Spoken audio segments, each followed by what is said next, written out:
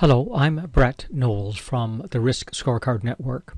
In this YouTube, I'm going to quickly review some of the unique issues around measuring risk, in particular the issue of timeliness.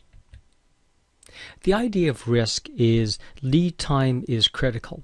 Based on the mitigation strategies you have in mind, you will then be able to filter which measures may or may not be useful to you as KRIs.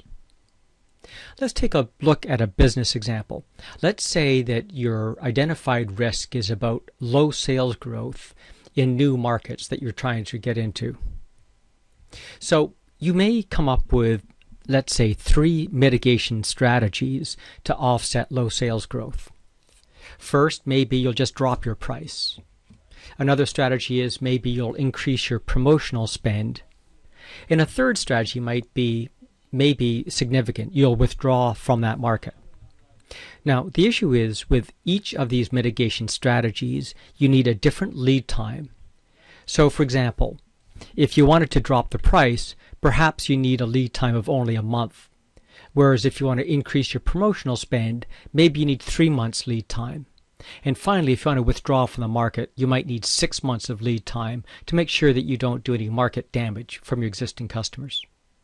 So again, based on which mitigation strategy you want to use, you need to find an indicator that looks out a different span of time. So if we think of the data that we have available to us today, let's say we want to use the mitigation strategy of dropping our price. We need to find a measure that looks out effectively 1 month. So maybe we can just do a price comparative of what our price is versus the competition. If, on the other hand, I want to increase promotional spend as my mitigation strategy, I need an indicator that gives me sort of a 3 months warning. So when that measure triggers across its threshold, or what we call the risk appetite, we'll know to begin activities around mitigating that risk.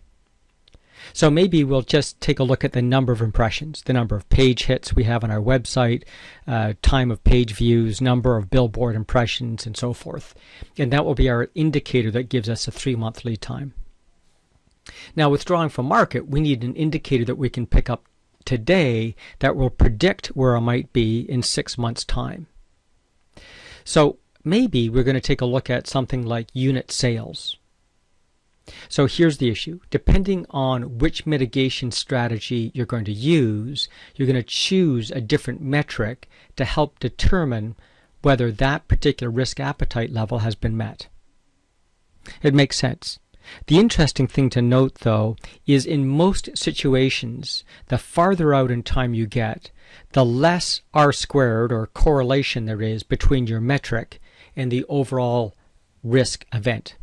So, for example, if I'm just looking at our price versus competition, there's a high correlation.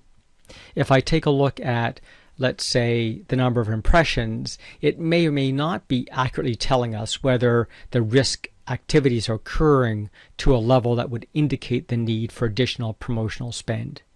And of course, if I take a look at unit sales, it certainly will probably have a low correlation between the need for you to exit the market. So the dilemma is this. There's a relationship between the metric and the mitigation strategy.